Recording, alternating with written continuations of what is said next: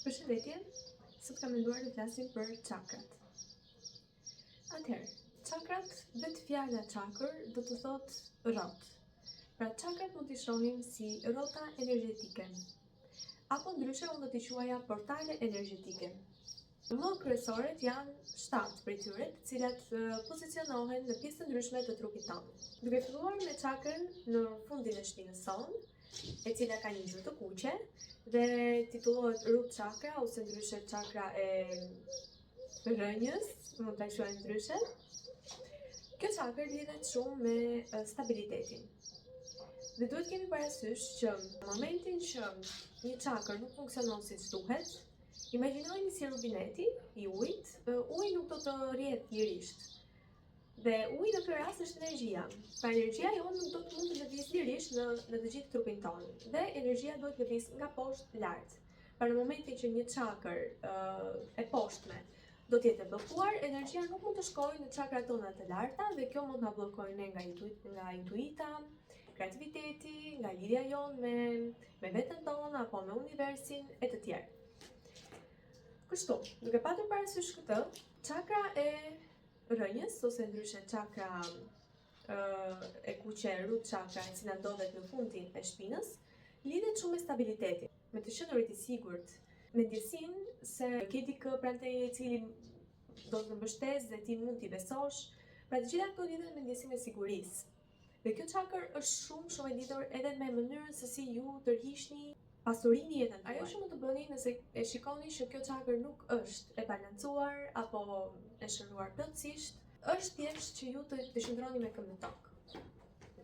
Një ritual që unë do t'ju këshilloja është të ecni me këmbë zbathur në natyrë, apo mua më pëlqen shumë edhe kjo që është rituali im i preferuar, të përqafosh një pemë. Përgjithsisht, mua pemët më thrasin, për shembull nëse një pemë ka një energji që unë do ta dëshiroja apo do të më bëjë mirë, unë ndihem shumë e udhëzuar drejt asaj peme në natyrë dhe në momentin që unë e përqafoj, mund të gjej shërim për shumë gjëra që mund të kem kaluar gjatë ditës apo gjatë kësaj periudhe. Mund të gjej direkt një mundësi se si të çlirohem nga energjitë negative që mund të kem akumuluar gjatë ditëve. Të kem një paqe mendore dhe një qartësi më të madhe në mendime. Gjithashtu të qëndroj me këmbë në tokë kur jeton vërtet, që të mos jem e shpërndar në 1000 drejtime, por të jem më e qetë sa herë që unë e bëj këtë ritual. Kështu që doja këshilloja shumë. Gjithashtu, një tjetër ritual, më ta quajmë edhe këtë, do të jetë edhe nëse ju thjesht t'ia siguroni vetes që ju jeni të sigurt. Pra nuk ka nevojë që dikush tjetër t'ju thotë që jam këtu për. Mjafton që edhe para pasqyrës apo thjesht ta ndjeni dhe të thoni, unë jam shumë e sigurt me veten time. E di që gjithmonë do të jem e suportuar, e di që gjithmonë universi do të më sigurojë mua me mjetet që mua më duhen për të vazhduar përpara. E di që unë jam e sigurt këtu dhe tani dhe nuk jam në një mentalitet viktime, do të quaja. Jam shumë e sigurt në trupin tim, këtu ku ndodhem, në këtë moment. Dhe në gjitha këto merat, mendoj që janë vërtet shumë shëruese, sepse ka plot raste të cilat vërtet kanë funksionuar dhe kjo do të çlirojë vërtet këtë çakër, me qëllim që energjia më pas të kalojë lart.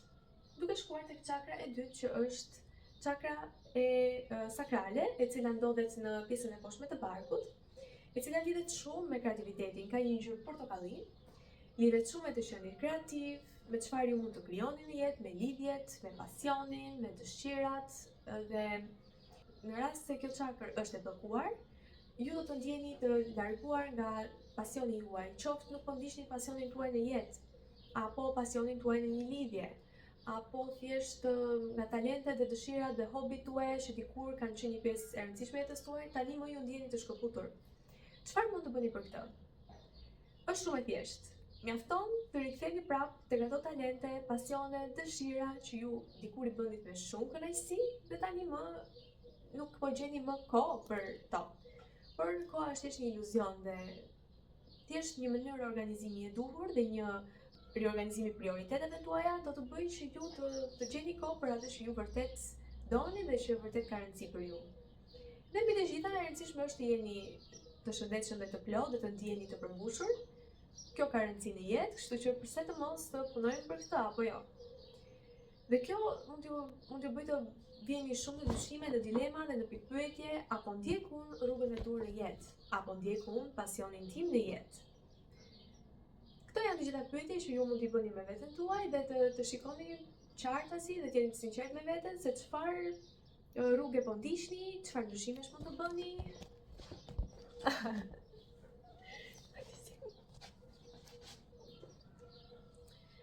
Dhe gjitha këto me radhë. Në momentin që kjo çakër është e çliruar, ju do të ndjeheni vërtet shumë kreativ, do të ndjeheni sikur pasioni juaj u rikthye dhe ju tani më keni shumë energji të cilat doni t'i çlironi në univers. Pra ju mund të jeni të udhëzuar që të shkruani një libër, të filloni diçka të re, të pikturoni. Nuk ka rëndësi mosha në këtë pjesë. Mosha nuk duhet parë si një pengesë. Ju mund të ndiqni pasionet tuaja dhe mund të filloni hobit tuaja, talentet tuaja edhe në një moshë të vonë, apo dhe në një moshë shumë të re. Nuk ka kufizime në këtë pjesë, përveç asaj që ju mendoni në mendjen tuaj se duhet të jetë. Por ne duhet të çlirohemi nga gjitha këto kufizime dhe korniza që mund të jenë vendosur qoftë edhe nga shoqëria për ne. Në momentin që kjo çakër është e shëruar, do të kalojmë më pas në çakrën e tretë që lidhet me plexusin diellor, më të përkthej solar plexus, ndodhet në pjesën e barkut. Këtë çakrën ne do të kuptojmë lidhjen tonë me konfidencën, me sa e vlerësojmë ne veten tonë, sa të sigurt ndjehemi ne në aftësitë tona, në veten tonë, në talentet tona, në atë çfarë po themi, në atë çfarë ne jemi dhe si ne e shprehim veten tonë në botë. A ndjehemi ne të sigurt që ta shprehim veten tonë në botë ashtu siç jemi? Pra të gjitha këto, nëse ju nuk ndjeni të sigurt ose nuk i ndjeni që janë aty ku duhet, do të thotë që kjo çakër është e bllokuar.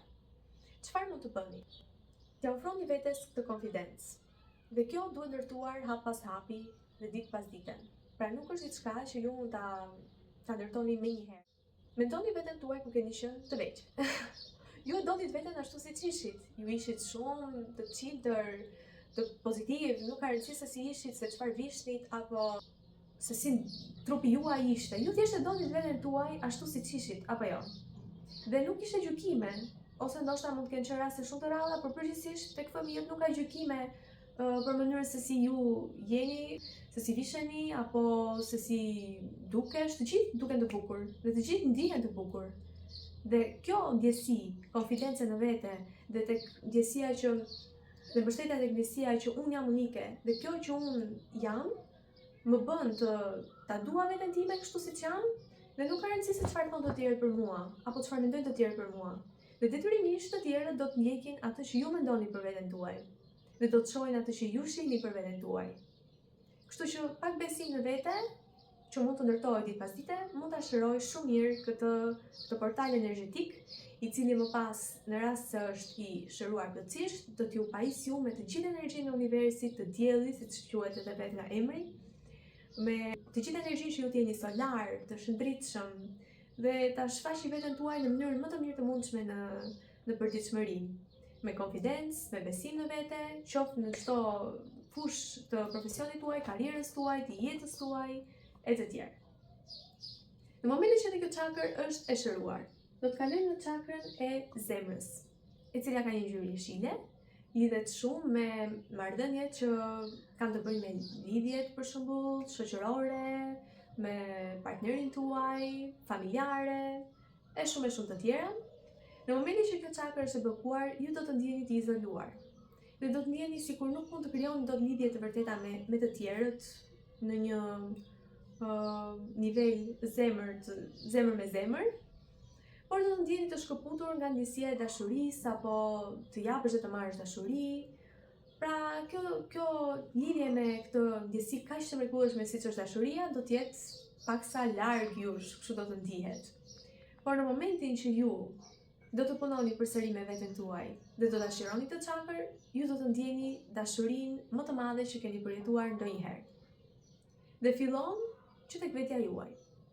Mos prisni për dikë tjetër që t'ju thotë se ju do. Mos prisni për të tjerë t'ju tregojnë dashuri. Në momentin që ju nuk e gjeni këtë dashuri nga të tjerët, sepse duhet patur parasysh që Të gjithë njerëzit duan ndryshe. Në momentin që ti për shembull ke një nivel deri këtu, dhe personi që ti po i ofron të nivel ka një nivel deri këtu, ai po të jep ty maksimumin, por ty mund të duket sikur nuk po të jep aq sa ç'duhet. Pse ndodh kjo?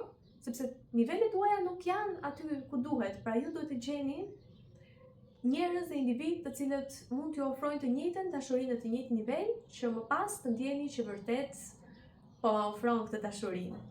Por nuk është e thënë kjo.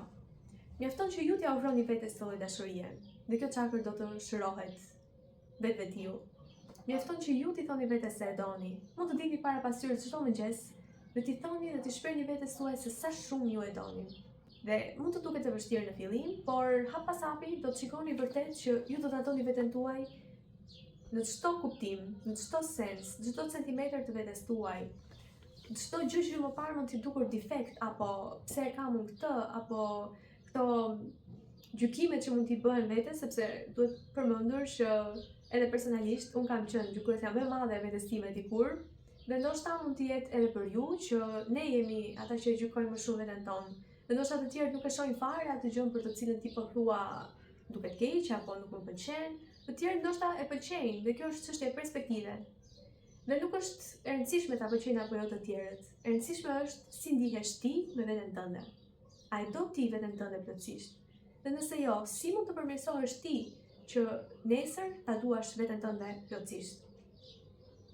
Çfarë mund të ndryshosh nga zakonet e tua? Çfarë mund të ndryshosh nga mënyra se si dukesh? Ndoshta ke nevojë për një prerje flokësh, që ti të ndihesh më konfidente, një lyerje flokësh, një ndryshim në mënyrën se si ti kujdesesh për veten, ritualet që përdor, apo ushqimet që përdor, që trupi juaj të ndihet sa më i shëndetshëm, sa më në formë.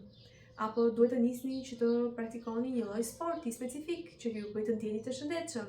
Janë të shumta mënyra se si ju mund të ndryshoni jetën tuaj për mirë dhe të bëni që vetja juaj të bjerë në dashuri me veten tuaj. Dhe jo kjo në një kuptim ekstremist, pra jo të themi që unë e dua veten time më shumë se çdo gjë tjetër dhe të kalojmë në ekstreme, por ta duash veten tënde dhe t'i ofrosh vetes tënde një dashuri që ndoshta nuk e ke përjetuar dhe aq sa ty të nevojitet. Sepse të gjithë ne kemi nevojë dhe jemi më se të vlefshëm për të marrë dashuri të sinqertë. Dhe nëse nuk e gjen diku jashtë, ofroja vetes të dashuri të sinqertë. Por nëse e gjen, aq më mirë akoma, vlerësoji individët që ty të ofrojnë një dashuri të sinqertë. Kalojmë më pas tek çakra e fytit, e cila lidhet me komunikimin. Në momentin që kjo çakër është e bllokuar, ju do të ndjeni disa simptoma si për shembull kollitje të shpeshta, vështirësi për të shprehur të vërtetën, vështirësi për të folur në komunikim, vështirësi për të besuar që ajo që ti po thua do të dëgjohet, dhe kjo mund të lidhet nga fakti që në të kaluarën zëri yt nuk është vlerësuar, ajo që ti po thua nuk është vlerësuar. Dhe kjo mund të shkaktojë shumë bllokime në këtë lloj çakre, të cilat më pas duhet të punoni shumë që ti çlironi. Dhe ndoshta nuk e kuptoni, por ndikojnë shumë në mënyrën se si ju shprehni veten tuaj në botë.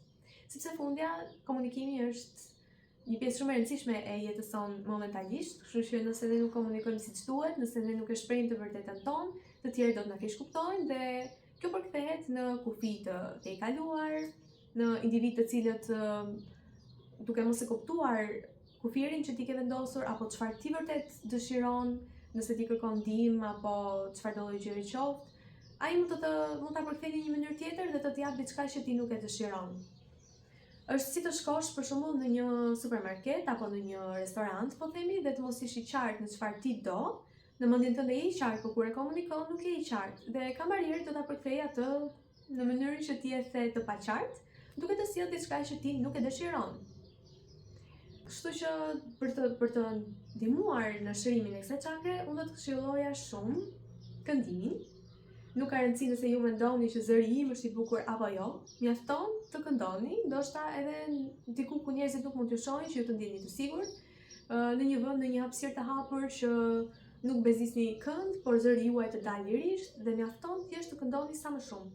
Mund të ndjeni pak keq në fillim se mund të keni gjykime, zërim, s'më pëlqen apo jo, ndoshta nuk i keni këto, por nëse i keni, me kalimin e kohës, ju do të vëreni që do ta pëlqeni zërin tuaj dhe do të vëreni që nga shërimi i kësaj çakre, zëri juaj do ndryshojë, Dhe madje ju do të filloni të mos ta njihni më zërin tuaj dhe të thoni ky është zërim, ky është zëri që unë nuk pëlqeja, dhe në fakt do të bëjë një zë vërtet shumë i bukur melodioz.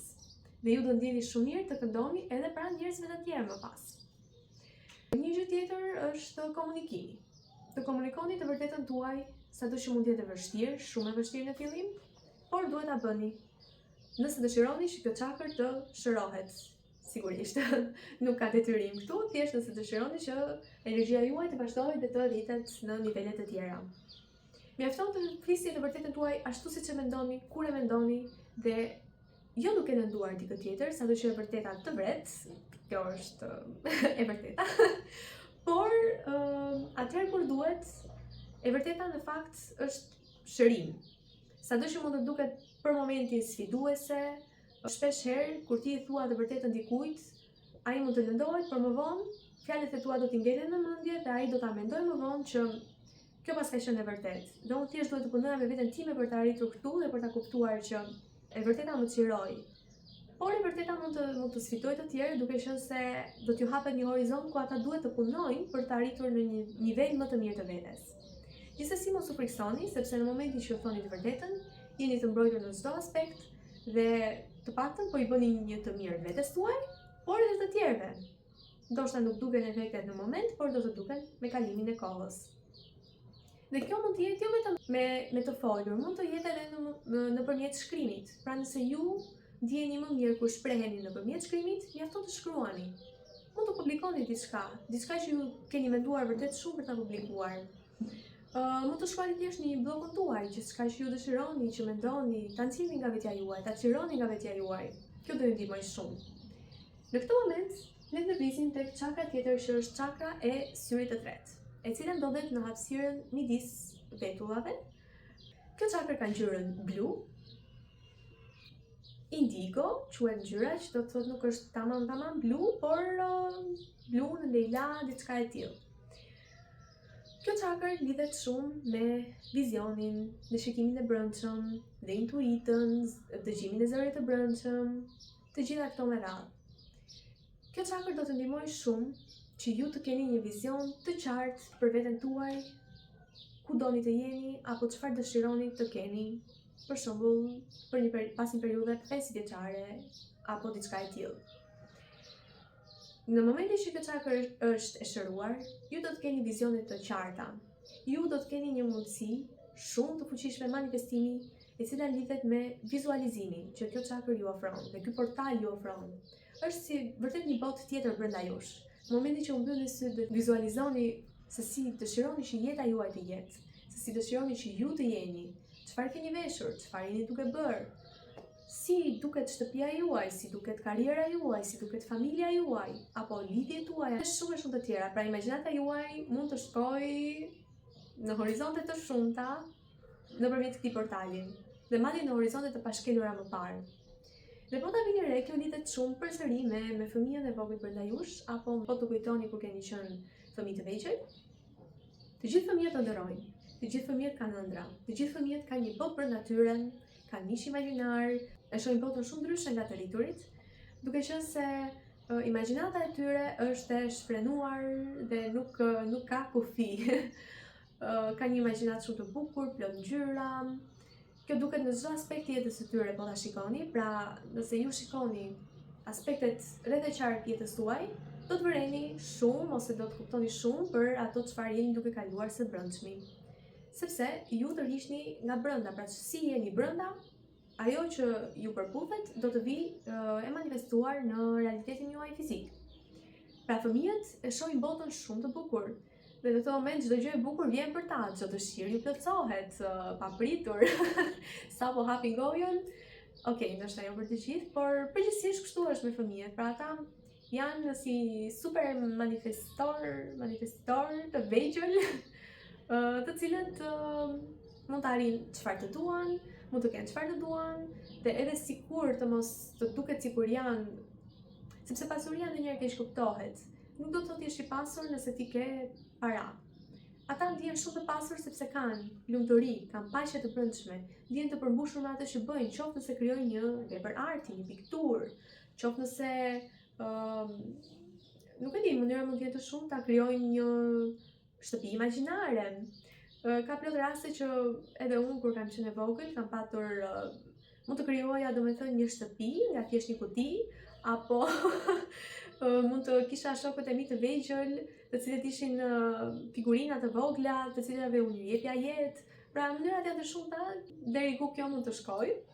Por le të mos largohemi nga tema, pra kjo çakër lidhet me vizualizimin dhe imagjinatën dhe përsëri të fut në atë botën e të qenurit fëmijë, siç e shikoni, mua më lidh shumë me pjesën e fëmijërisë, kur unë kam qenë vërtet shumë e lidhur me imagjinatën time, me intuitën time, me vizualizimet e mia, por papritur vura re që u shkëputa nga kjo pjesë.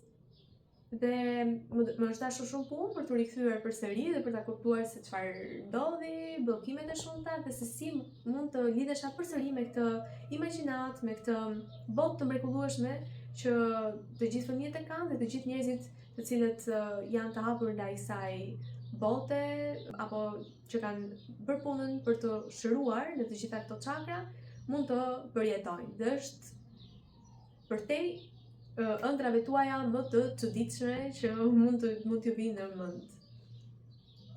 Dhe me qëra fjala lidhet shumë edhe me pjesën e ëndrave, pra në momentin që kjo çakër është e shëruar, ju do të përjetoni ëndra më të gjalla. Ndoshta edhe ëndra të cilat ju mund t'i kontrolloni, lucid dream, ëndra me të cilat ju mund të komunikoni me njerëz të dashur të cilët nuk jetojnë më, ëndra të cilat mund t'ju çojnë nëpër horizonte, dimensione të ndryshme, për te këti realiteti e të tjerë. Në momentin që dhe kjo çakër është e çliruar dhe e shëruar, energjia do të vazhdojë dhe do të ngjitet në çakrën e kurorës, e cila ndodhet në pjesën e sipërme të kokës, pak fare më sipër këtu. Kjo çakër lidhet shumë me të qenurit i hapur ndaj universit, ndaj të vërtetave universale, ndaj librit të madh Akashic Records, që mund ta titullojmë. Nëse nuk e dini se çfarë është, ju mund thjesht të googloni dhe të shikoni më shumë rreth tij, ndoshta ndjeni të drejtuar. Lidhet shumë me të marrurit dhe të dërguarit të mesazheve me universin, me qenie binatyrore mund t'i quanim, por që në fakt janë thjesht energji dhe ne jemi energji, por thjesht jemi manifestimi i energjisë në këtë lloj forme që është njeriu. Pra, ka të bëjë shumë me këto informacione, me të qenurit i hapur, dhe në momentin që kjo çakër është e bllokuar, ju do të ndjeni të bllokuar nga këto informacione. Në momentin që kjo çakër është e çliruar, ju do të ndjeni shumë të hapur ndaj informacioneve, por duhet patur kujdes që të vendosni synimin që të merrni vetëm informacione të mira dhe që kanë të bëjnë me më të mirën e të gjithëve dhe më të mirën tuaj. Gjithashtu, mund të lidheni shumë me kolektivin.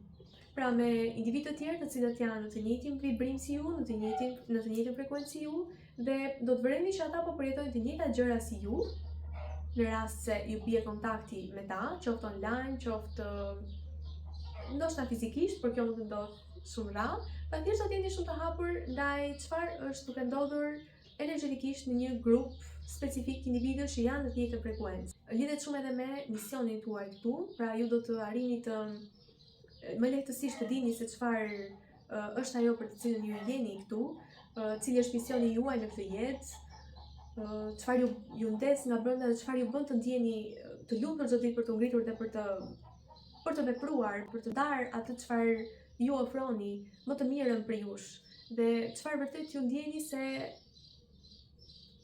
jeni të pasionuar për ta bërë. Pra, ndonjëherë ne përpiqemi të ndjekim shumë norma të cilat mund të jenë vendosur mbi ne, për shembull, shpeshherë kam dëgjuar që prindrit mund t'i drejtojnë fëmijët e tyre drejt një rruge e cila ka më shumë para, për shembull të zgjedhni një profesion me para, dhe nuk jam kundra kësaj, as pak, madje është gjë shumë e mirë që ti të mendosh për fëmijën tënd, për të ardhmen e tij dhe që ai të ketë çdo gjë të përmbushur, sepse ti deri më tani mund t'ja përmbushje, por nëse pas nëse duhet jeti zoti i vetes, padyshim.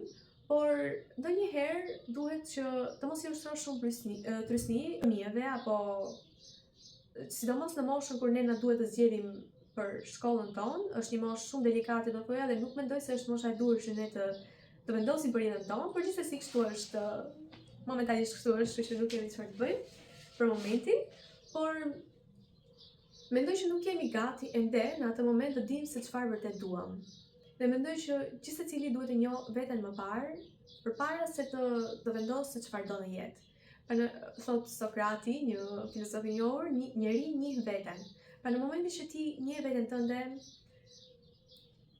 në çdo cep të mundshëm të këtij mjeti që të është ofruar, apo njeh veten tënde fund e fillim, çfarë të pëlqen, çfarë nuk të pëlqen, të gjitha këto me radhë, unë mendoj që më pas je në gjendje që të kuptosh vërtet ku je më i mirë. Sepse në rregull, mund të nisemi nëse prindërit nisen nga pjesa e të ardhurave, por vërtet ka mjek të cilët janë të destinuar për të qenë mjek dhe ai e ndjen që unë duhet të bëhem një mjek dhe jo për të ardhurat, absolutisht jo. Nuk duhet ngatruar kjo pjesë. Të ardhurat janë thjesht një exchange, do thoja, pra ti jep një të mirë, bën një të mirë, ndihmon njerëzit, shpëton jetë dhe ti merr diçka në back, domethënë diçka në kthim. Dhe mendoj që është thjesht një exchange. Çdo njeri merr një exchange të tillë, jo vetëm në formën monetare, por në çdo lloj forme. Pra nëse ti bën një të mirë do të vi ditën tjetër.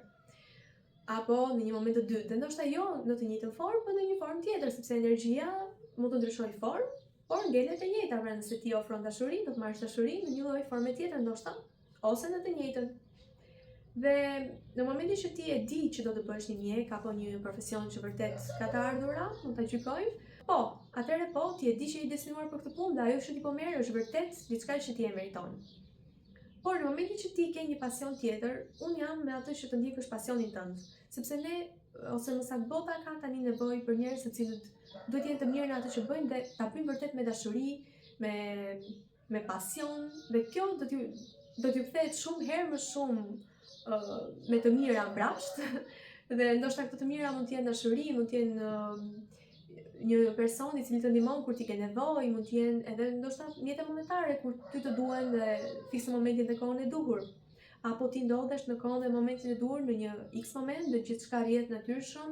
Pra në momentin që ti je në përputhje me misionin tënd, me qëllimin tënd, me pasionin tënd, me atë që ti do të bësh në këtë jetë, gjithçka duket sikur bota kthehet sikur ishin fëmijë, që gjithçka po plotësohet, gjithçka është e bukur, shikon botën me ato syze të roz dhe jeta papritur bëhet shumë e bukur me diell dhe ti shijon çdo ditë madje edhe shiun, sepse normalisht nuk do shijonte dielli pa shiun dhe anësjelltas. Kështu që mendoj që të gjithë duhet të ndjekin pasionin e tyre. Por nuk jam kundra, mos më keq kuptoni, prindërit mund të bëjnë çfarë do duan me fëmijët e tyre. Gjithsesi, unë kam patur fatin që prindërit e mi nuk më kanë ushtruar presion dhe sado që mund të kem përfunduar një shkollë e cila nuk ka lidhje me pasionin tim, më ka ndihmuar vërtet shumë sepse unë ndjeva e drejtuar dhe asaj shkolle dhe më ka ndihmuar vërtet shumë për të kuptuar shumë gjëra të cilat unë do t'i kisha kuptuar dot ndryshe. Dhe për të plotësuar një boshlik, sepse unë me menaxhimin e të ardhurave nuk kam qenë mirë ndonjëherë. Kështu që kam kuptuar shumë gjëra se si mund t'i menaxhoj resurset, kam bërë një shkollë ekonomike. Pra më ka ndihmuar vërtet shumë, por nuk ka qenë e diktuar nga prindërit e mi, ishte diçka që unë e zgjodha dhe rrugës unë zbulova një tjetër horizont që u hap për mua dhe që zbulova vërtet atë që unë dëshiroja të bëja, që nuk ishte lidhje me shkollën, por shkolla më ndihmoi vërtet shumë në aspekte të tjera. Dhe duke bërë këtë lloj shkolle që nuk më ushtroi shumë presion në fakt, kisha shumë kohë për të zbuluar pasionin tim dhe për të arritur për të shruar plotësisht dhe për të arritur për gjetur rrugën time të vërtet. Nuk e di pse e thash këtë, por gjithsesi ndoshta dikujt mund t'i nevojitet si histori apo thjesht është në një fazë që është duke zgjedhur diçka në jetën e tij. Shpresoj që t'ju ketë motivuar disi apo thjesht t'ju ketë ndihmuar me këtë informacion. Do dëshiroja shumë të njihesha me opinionin tuaj, çfarë ju mendoni në lidhje me çakrat, dëshironi të njiheni me çakra të tjera apo dëshironi që të ndani një eksperiencë tuaj me ne në koment, do të isha shumë e lumtur. Faleminderit, shihemi në videon tjetër.